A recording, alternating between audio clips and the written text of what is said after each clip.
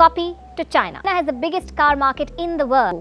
China has more brands and models of cars than any other country in the world. China has the cheapest cars in the world. कौन सी बदमाशी चल रही है China में कि हर एक गाड़ी की कॉपी बन जाती है और कोई बोलने वाली नहीं है कुछ। Now, Chinese car makers have a history of ripping off the designs of other car brands. तो चाइना के बारे में हम कैसे ही भूल सकते हैं, फिर चाहे वो बचपन में कुंग फू पांडा देखने से हो या बड़े होकर द कराटे किड देखने से। लेकिन अगर आप रहते हैं दुनिया के किसी कोने में और आपने इन दोनों में से कोई मूवी नहीं देखी, तो फिर भी आपने Chandni Chowk to China movie तो देखी होगी या फिर इसका नाम तो पक्का सुना होगा। और अगर आपने इसका नाम तक नहीं सुना तो फिर छोड़ दो यार वीडियो, तुम पोगो देखो। तो हम बात कर रहे थे चाइना के बारे में, जो कि एक बहुत ही फेमस कंट्री है। अब आप सोच रहे होंगे कि ये तो हमें पता है, बट तुम्हें क्यों बता रहा है? तो फिर भी आपकी खुशी के लिए मैं बता देता हूँ, ये कंट्री 3 चीजों के लिए फेमस है। पहला, खाने की चीजों के अलावा सब कुछ खाने के लिए। दूसरा, किसी भी चीज की कॉपी करने के लिए, फिर चाहे वो दुनिया का सबसे अमीर इंसान ही क्यों ना हो। Hi everyone, I'm Elon Musk. और तीसरा आता है कोरोना फैलाने के लिए। तो इनमें से आज हम सिर्फ दूसरे वाले के ऊपर बात करेंगे कि आखिर ऐसी क्या मजबूरी आ गई चाइना को जो उन्हें कार तक कॉपी करनी पड़ रही है। अब ये जूते चप्पल टी शर्ट पजामों तक तो फिर भी ठीक था, बट गाड़ियों को तो छोड़ दो यार। सो हेलो दोस्तों, मेरा नाम है अतुल और स्वागत है आपको एक नई वीडियो में, जिसमें हम बात करेंगे क्यों चाइना कार ब्रांड्स को भी कॉपी करता है। तो शुरू करते हैं आज की वीडियो।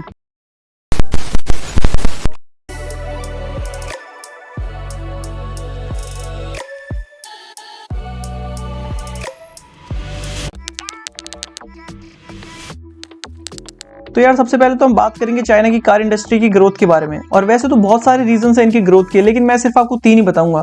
चुप करे मैनेजर। तो सबसे पहले रीजन आता है चाइना की booming economy and rapid growth in the automobile industry. तो पिछले कुछ 10, 20, 30 सालों में चाइना की इकोनॉमिक ग्रोथ बहुत ज्यादा हुई, मतलब हद से ज्यादा हो गई, जिसकी वजह से वहां के लोगों की डिस्पोजेबल इनकम भी बढ़ गई और स्पेंडिंग पावर यानी कि खर्च करने की क्षमता भी अच्छी हो गई, जिसके कारण लोगों ने कंट्री में कार्स की डिमांड को बहुत ज्यादा बढ़ा दिया और वहां के लोगों का कहना है कि ये दिल मांगे कार। तो सेकंड रीजन आता है intense competition leading to some companies resorting to copying. जो चाइनीज कार इंडस्ट्री है वो इतनी हाईली कॉम्पिटिटिव है कि पूछो मत, क्योंकि मुझे भी नहीं पता। डोमेस्टिक और इंटरनेशनल ऑटोमेकर मार्केट शेयर्स को कब्जाने में लग रहते हैं, लेकिन यही एंट्री होती है हमारे हीरो की, जिन्हें हम जानते हैं कॉपीकैट के नाम से।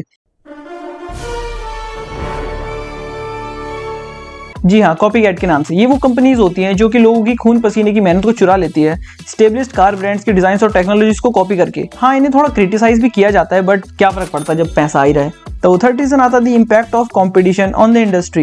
इतने ज्यादा इंटेंस कंपटीशन होने की वजह से कार इंडस्ट्री के पॉजिटिव और नेगेटिव इफेक्ट्स भी हैं। सीधे सीधे बोलूं तो हर सिक्के के 2 पहलू होते हैं। जहां एक तरफ मार्केट में कॉपीकैट कंपनीज घूम रही हैं और लोगों की मेहनत का काम चुरा रही हैं, वहीं एक तरफ ऐसी कंपनीज भी हैं जो अपनी मेहनत से अपनी कार्स को इनोवेट कर रही है और अपनी टेक्नोलॉजीज को एडवांस कर रही है, ताकि उन्हें बाकी कार ब्रांड्स के कंपेयर में एडवांटेज मिल सके। तो ये तो हमने जान लिया कि चाइना में कुछ कॉपीकैट कंपनीज होती हैं जो कि कार्स की कॉपी करती है, लेकिन अब हम जान लेते हैं कि वो ऐसा क्यों करती हैं। क्या मतलब नहीं जानना? तो देखो यार, ये वाला टॉपिक 2 पार्ट्स में डिवाइड है और दोनों के अंदर कुछ पॉइंट्स हैं, तो थोड़ा ध्यान से सुनना। तो पहला पार्ट आता है cost cutting and manufacturing advantage, जिसमें हम जानेंगे कि कैसे कॉपी करने वाली so called companies cost cutting करती है, मतलब कैसे अपनी कॉस्ट को बचाती हैं या कम करती है, और इन कॉपीज को बनाने में इनका क्या फायदा होता है।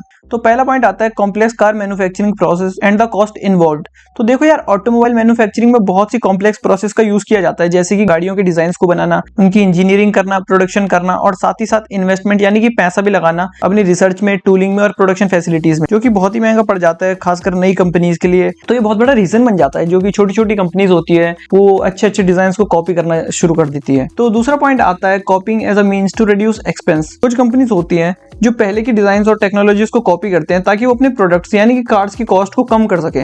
वैसे यार ऐसा करना तो नहीं चाहिए। सक्सेसफुल डिजाइन को कॉपी करने की वजह से वो अपने एक्सपेंस को मिनिमाइज या अवॉइड तक कर पाते हैं, जो कि उन्हें रिसर्च एंड डेवलपमेंट, टेस्टिंग और इनोवेशन में लगते हैं, जिसकी मदद से वो मार्केट में सस्ती गाड़ियां ला पाते हैं और वो भी कम समय में। तीसरा पॉइंट आता है lower production cost in China. बाकी कंट्रीज के कंपैरिजन में यहाँ की प्रोडक्शन कॉस्ट बहुत ही कम है। यहाँ पे आपको स्किल्ड लेबर बहुत ही सस्ते में मिल जाती है। गाड़ियों की इतनी ज्यादा प्रोडक्शन होने की वजह से कार्स की कॉस्ट ऑलरेडी कम हो जाती है। अगर मुझे कार्स की प्रोडक्शन में ज्यादा पैसा नहीं लग रहा, उनकी रिसर्च में पैसा नहीं लग रहा, उनकी डिजाइन में पैसा नहीं लग रहा, तो कोई भला क्यों ना करे कॉपी, जब कॉपी करके वो अच्छा खासा पैसा छाप सकता है।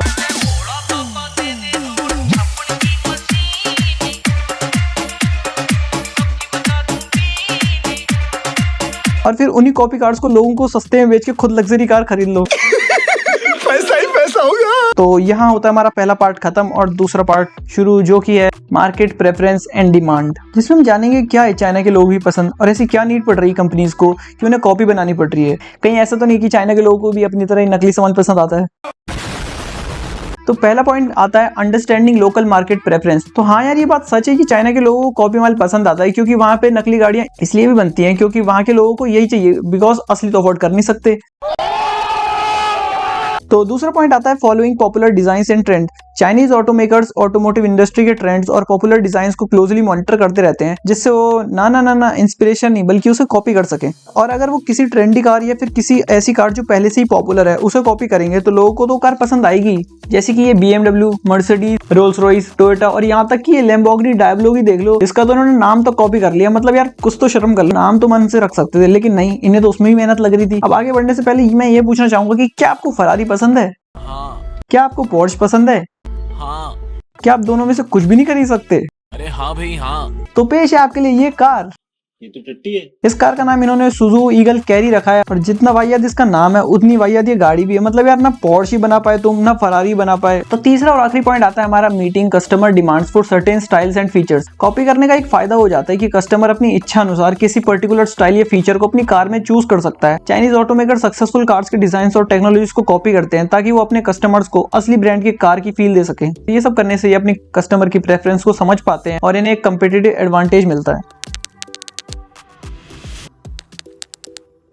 हाँ, कॉपी करना शॉर्ट टर्म में तुम्हें बेनिफिट दे सकता है, बट क्या पता कब कौन सी कंपनी तुम पे लीगल केस कर दे। और मैं तो रियल ब्रांड की कार ही खरीदना पसंद करता, क्योंकि मैं नहीं चाहता कि मेरे दोस्त और बाकी के लोग मुझे जलील कर दें। तो मैं नैनो या ऑल्टो खरीदना ज्यादा प्रेफर करता एक नकली BMW खरीदने से। और हम ये समझ सकते हैं कि चाइना के कुछ कार मैन्युफैक्चरर्स अपने डिजाइन और टेक्नोलॉजीज पर फोकस करते हैं, लेकिन कुछ कंपनीज कॉस्ट कटिंग और मार्केट प्रेफरेंस के लिए कॉपी करने का रास्ता अपनाते हैं। सो यही थी आज की वीडियो में। होप करता हूँ आपको ये वीडियो पसंद आई हो। अगर पसंद आई हो तो इसे लाइक करें, चैनल को सब्सक्राइब करें, और ना आई हो तो चले जाओ यार चुपचाप।